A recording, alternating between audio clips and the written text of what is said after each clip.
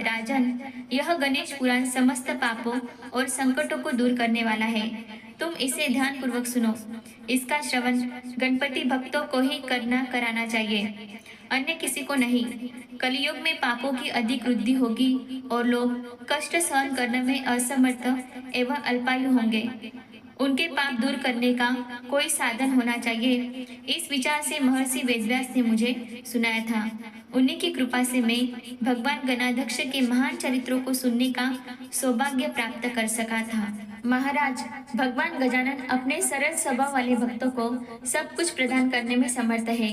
निराभिमानी प्राणियों पर वे सदैव अनुग्रह करते हैं, किंतु मिथ्याभिमानी किसी को भी नहीं रहने देते। उन्होंने गर्व होने पर महामहिमा से संपन्न एवं समस्त वेद शास्त्रों के पारंगत भगवान वेदव्यास जी को भी तिरस्कृत कर दिया था। उनके हृदय में अपने पराये, बलि, निर्बल या मूर्ख विद्वान का कोई भी भेद नहीं है। अभिमानी मनुष्यों का अभिमान खंडन करना तो उन्होंने अपना महत्वपूर्ण कार्य मान लिया है।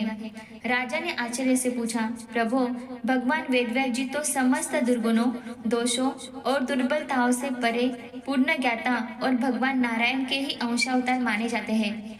उनमें अभिमान का आविर्भाव कैसे हो गया? कृपा कर यह सभी बातें बताने का कष्ट करें। महर्षि भृगु ने कहा, राजेंद्र, वेदव्यास जी ने वेद के 4 विभाग कर दिए। उनकी पृथक पृथक संहिताएं बना दी, जिससे उनका रहस्य समझना कठिन नहीं रहा। उनके उस अपूर्व कार्य की विद्वत समाज में बड़ी प्रशंसा होने लगी। इससे उन्हें अपने पर अत्यंत गर्व होने लगा। फिर उस वेद ज्ञान को अधिक सुलभ करने के उद्देश्य से उन्होंने पुराणों की रचना आरंभ की। महाराज, श्री गणेश जी आदिदेव है, इसलिए समस्त कार्यों में गणेश जी का प्रथम स्मरण करने की परिपाटी प्राचीन काल से चली आती है।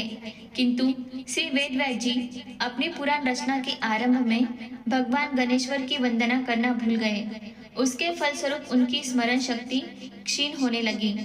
वे अनेक मुख्य बातों को भूल जाते थे।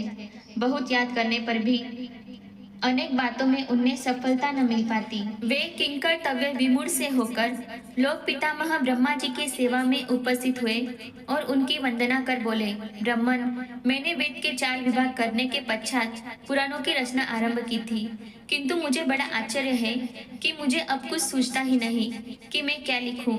हे प्रभु, मेरे ज्ञान के नष्ट होने का क्या कारण है, यह बताने की कृपा करें। ब्रह्मा जी ने ध्यान लगाया और तब बोले, व्यास, तुम अपनी विद्या के गर्व में अधिक भर गए हो, इसलिए भगवान गणेश्वर को भी भूल गए। तुमने पुराण रचना के आरंभ में उन आदिदेव की